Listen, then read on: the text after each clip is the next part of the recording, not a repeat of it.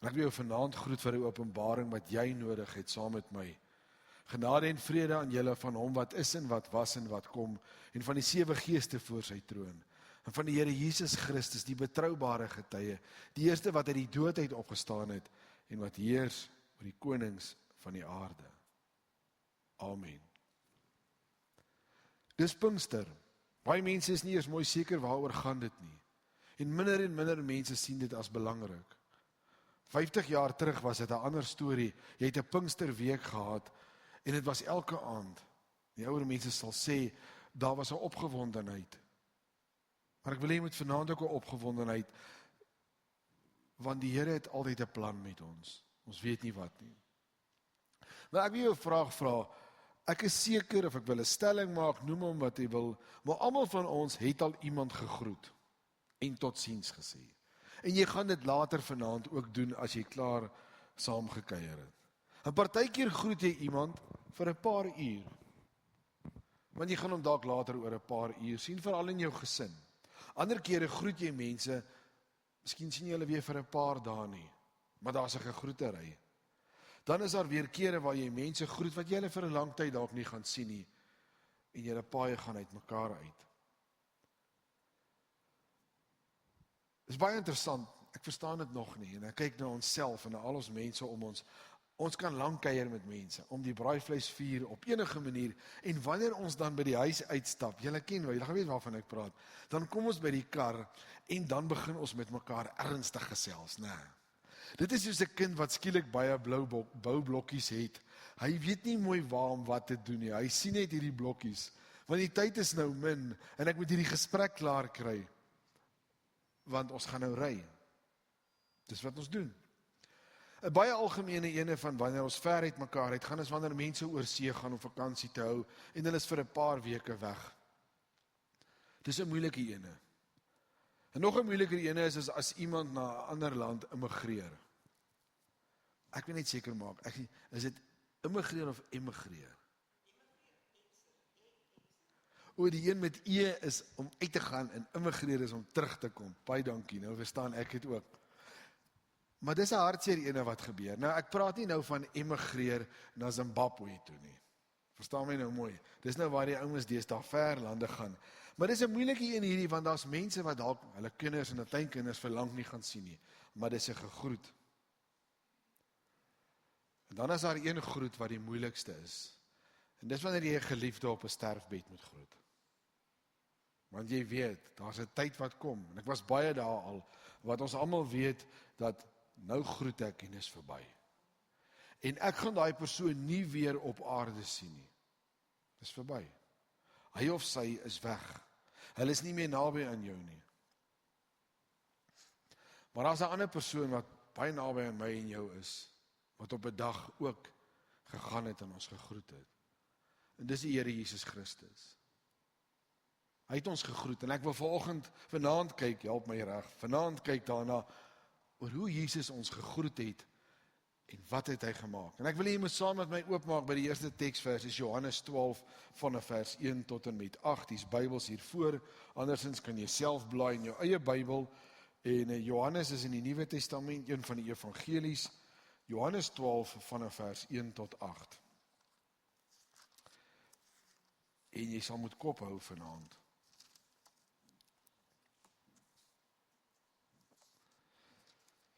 Ek wil hom graag vir jou lees, en dan gaan ons kyk na die ander evangelies ook.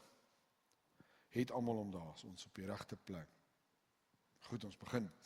6 dae voor die Pasga het Jesus na Betanië gegaan. Dit was die tuiste van Lazarus, wat Jesus uit die dood uit opgewek het. Daar het hulle vir hom toe 'n maaltyd voorberei, en Martha het hulle bedien. Lazarus was een van die wat saam met hom aan tafel was. Toe het Maria 'n litra egte, uiters kosbare nardesolie geneem, die voete van Jesus gesalf, en met haar hare sy voete afgedroog. En die huis is deurtrek met die geur van olie. Ek wil vir 'n oomblik daar stop. Hierdie is die evangelie van Johannes. As jy na die evangelie gaan kyk van Matteus, wat in Matteus 26 is, gaan jy dieselfde gedeelte sien wat daar afspeel, met baie minder inligting. In daardie gedeelte word daar gesê, dat 'n vrou het Jesus gesalf met olie, en dit op sy kop uitgegooi. As jy Markus gaan lees, in Markus 14 gaan jy sien, dieselfde ding het gebeur en daar word gesê van, dit word op sy kop uitgegooi. Nou moet jy een ding mooi verstaan, dit was deel van die gebruik, of die kop, of die voete, of die kop en die voete. Dit maak nie saak. Dis dieselfde gedeelte wat hier afspeel, want as jy in al drie evangelies gaan kyk, gaan jy sien, hulle was in Betanië. Hulle was aan die huis van Simon, die Melaatse. As jy gaan na Markus kyk, maar hier is Lazarus ook by. En baie mense sê, maar daar's 'n fout in die Bybel. Dis nie 'n fout nie. Die huis het aan Simon behoort, die Melaatse, maar Lazarus en sy twee sissies het daar gebly, Martha en Maria. Dis soos hierders, dis eenvoudig. Ons moet altyd goeie so complicated maak. So hulle was by hierdie huis en Jesus het 'n draai gemaak. Nou Betanië was ook op pad na Jerusalem toe. Dis nie ver daarvan af nie. So hulle het 'n draai kom maak hierso. Ek wil net vir 'n oomblik reg help. Matteus, Markus en Johannes het hierdie gedeelte wat afspeel. Dan gaan jy na Lukas 10 toe en jy sien maar daar's 'n ander gedeelte ook met die Here Jesus. Daar is nie dieselfde gedeelte nie. Dit speel af in 'n heeltemal 'n ander tyd in die begin. Dis die gedeelte waar dieselfde Maria by Jesus se voete gaan sit en Martha is die hele tyd besig om werk te doen.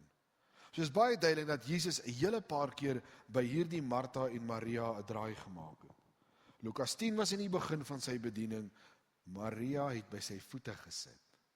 Nou is ons 'n hele tydjie later, ons is op pad na Getsemane, die kruising is op pad, en nou kom doen Maria iets andersters. Sy salf die Here Jesus. Daar's nou vir jou so 'n bietjie inligting, dis verniet, heeft niks daarvoor te betaal nie. Vers 4, ek wil graag verder gaan. Toe sê Judas Iskariot, die een wat hom sou verraai, waarom is hierdie reukolie nie 300 denarius verkoop en die geld aan die armes gegee nie? Hy het dit gesê, nie omdat hy vir die armes omgegee het nie, maar omdat hy 'n dief was. Hy het die geldbeurs gedra en het van die bydraes gevat. Daarop het Jesus gesê, laat haar begaan. Sy het my begrafnis bewaar. Ons het 'n batteryprobleem hierso. Hy raak weg so nou en dan. Sy het dit vir my begrafnis bewaar. Hier sê sy nogal interessante, belangrike woorde. As jy Markus 14 gaan lees, soos ek jou sê, jy moet vanaand baie mooi vashou. Want sy kon doen, het sy gedoen. Sy het vooruit my liggaam gesalf met die oog op my begrafnis. Maria het deur Jesus gesalf, die gesalfde, met olie om hom voor te berei vir sy begrafnis. En as jy mooi gaan kyk aan die einde nadat hy begrawe is en sy liggaam is afgehaal van die kruis, was daar ook speserye gebruik om sy liggaam toe te draai. En hy is toe in die graf gesit. Maria het meer goed verstaan as die res van hierdie mense. En hoor in vers 8 wat sê die Here Jesus. Want die armes het julle altyd by julle, maar vir my het julle nie altyd nie. En Jesus kom en hy maak dit baie duidelik, ek gaan weg. Daar's 'n tyd en 'n dag wat ek hulle gaan groet. Dan is ek nie meer hier nie. Daar's 'n tyd en 'n dag wat hy gaan aanskuif. Hierdie stukkie stop daar. As jy die ander twee evangelies lees, hoor 'n bietjie wat het verder gebeur. Amen. Ek sê vir julle, die hele wêreld, ook al hierdie evangelie verkondig word, kom ons stop vir 'n oomblik.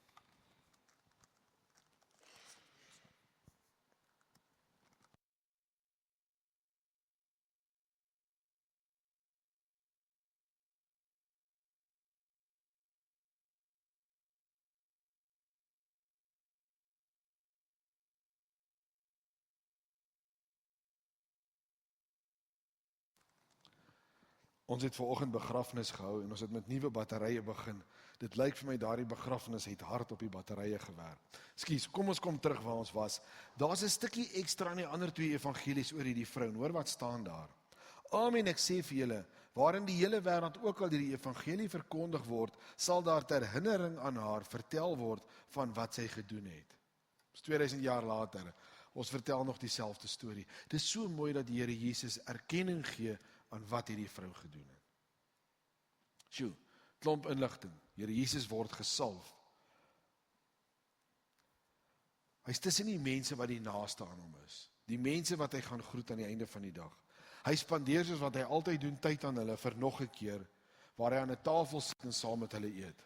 Dis presies wat hier so afspeel. En dis waarmee hy besigheid. En een van die mense in hierdie vertrek doen 'n profetiese handeling. Sy salf die Here Jesus. Nou wat dit interessant maak is, as jy gaan kyk in jou Bybel, die ouer vertaling praat van 300 penninge, as ek reg is, en die nuwe vertaling praat van denariusse. As jy, so kom reg uitspreek, as jy hierdie hoeveelheid inkomste vat, dan is dit 'n gemiddelde mens se jaarlikse inkomste.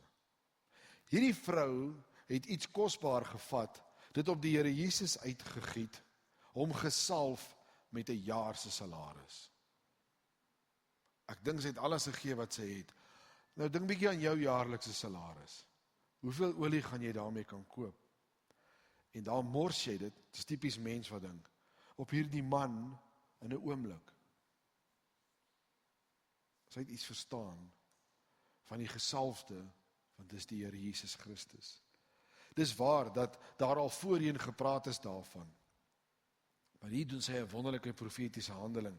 En daar's nog iets van haar wat ek met jou moet deel, is dat in Lukas 10 het sy net by Jesus se voete gesit. Dit was die begin van haar pad.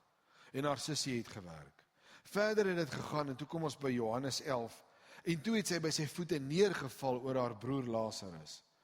En toe in Johannes 12 kom hierdie vrou en sy salf vir Jesus. Sy het gegroei in haar geloof. Sy het iets begine verstaan oor hierdie Jesus. Sy het presies geweet wat sy doen. Maar Jesus kom en hy sê iets vir haar. Hy sê vir die mense daar, ek moet weggaan. Ek gaan nie meer langer by julle wees nie. Kom ons raak prakties in ons eie lewe. As iemand jou groet en weggaan, vir watter tyd ook al, dan moet daar 'n rede wees. Iemand staan nie net op as hy in jou sitkamer sit en koffie drink, vat sy goedjies, pak hulle, as daar nou nie 'n probleem is nie, en klim in sy kar en sy ry. Daar moet 'n tyd wees, daar is, miskien is die oomblik verby, miskien is die kuier verby, miskien is dit nou al laat. Dis 'n eenvoudige voorbeeld, maar daar's altyd 'n rede hoekom ek en jy iemand moet groet. Dieselfde geld vir Jesus. Hy moes aan die kruis hang. Verseker. Hy het opgestaan. Verseker. Nou, dis vreemd. Hoekom moes hy weggaan? Dink jy nou self, en as Jesus nog gelewe het vir 2000 jaar, want hy is die seun van God, en hy het begin met 'n bediening en 'n mega kerk. Hoe groot sou hierdie kerk nie gewees het nie? Ja. Ons almal sou met baie moeite uiteindelik op hierdie planeet dalk dit reg gekry het om eenmal in 'n jaar of so in jou lewe na hierdie spesifieke kerk toe te gaan en hom te gaan ontmoet, want hy lewe vir ewig. Hy is mos tussen ons. Dit sou dalk beter gewerk het vir ons. En dan vergeet ons baie keer daarvan, maar hy moes gaan. Maar dink jouself in, waarom moet Jesus weggegaan het? Want dit voel partykeer dan, hierdie God het gekom en hy het geskep, hierdie God het gekom en hy het verlos, en hy is weg. En nou moet ons maar net aangaan hierso, en hoe gaan ons dit regkry? Ek wil hê jy moet saam met my blaai na 'n paar hoofstukke verder, Johannes 16 vanaf vers 5 tot 7. En hoor wat sê Jesus vir ons, waarom moet hy weggaan? Vanaf vers 5 af. Maar nou gaan ek na hom wat my gestuur het, en nie een van julle vra my, waarheen gaan u nie? Maar omdat ek hierdie dinge vir julle gesê het, is julle harte vol droefheid. Ek vertel julle egter die waarheid. Dit is voordeel vir julle dat ek weggaan. As ek nie weggaan nie, sal die parakleet, en ek dink jy sal 'n ander woord in jou vertaling kry, die Heilige Gees, dis die ander woord daarvoor, nie na julle toe kom nie. As ek egter weggaan, sal ek hom na julle toe stuur. Jesus moes weggaan. Hy moes opgevaar het na die hemel as die gesalfde van God, sodat ek en jy die Heilige Gees kan ontvang. En dan ken almal van ons die storie waar dit in Handelinge, in die begin van Handelinge is, van die uitstorting van die Heilige Gees. Dan kan ons lees in Handelinge van kere wat mense tot bekering gekom het, gedoop is en die Heilige Gees ontvang het. En soveel kere het dit oor en oor gebeur, want dit is wat moet gebeur, want mense moet die Heilige Gees ontvang. Dis 'n mooi storie. Dis baie mooi om al hierdie goeters te hoor. Wat maak ek daarmee? Ons gaan verder. Ek wil jy moet verder in die Nuwe Testament vir my blaai na die boek Titus, hoofstuk 3.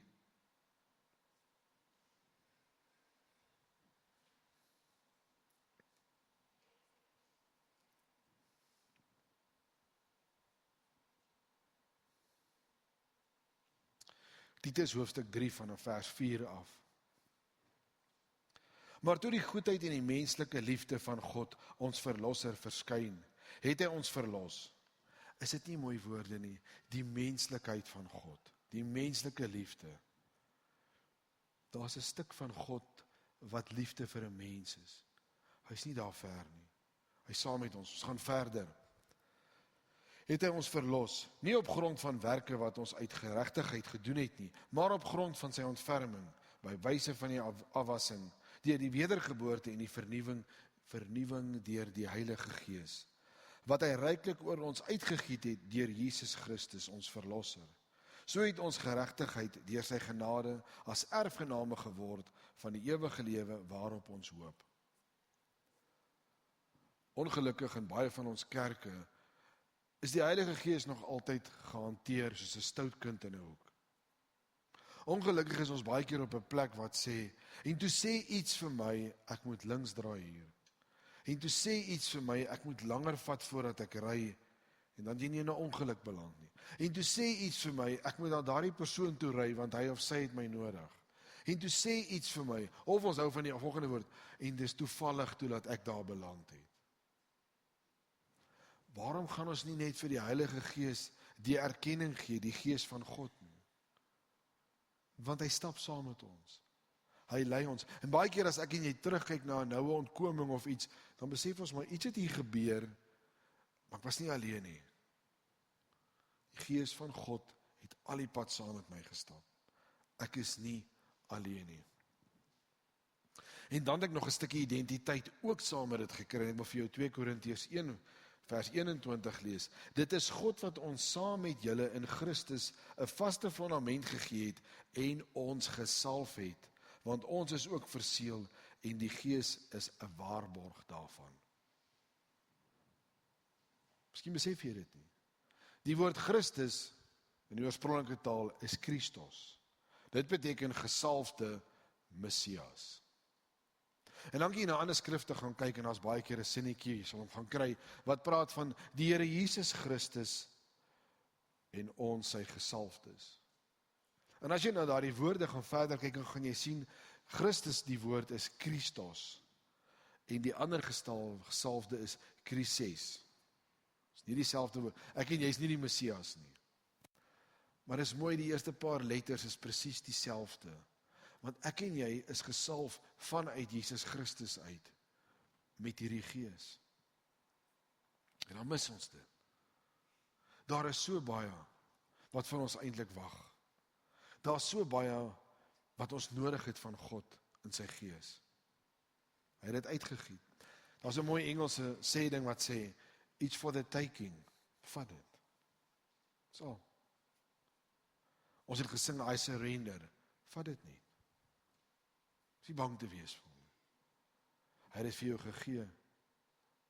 Ek het jare terug gepreek hierso en toe praat ek van, dis 'n derde van God. Ek weet dis nie heeltemal, dis 'n eenheid van 'n God, maar dis al maniere hoe ek dit vir jou kan verduidelik is, hierdie God bestaan uit 3 dele uit. Hy het toe nie net gegaan en gesê ek kom nie weer nie.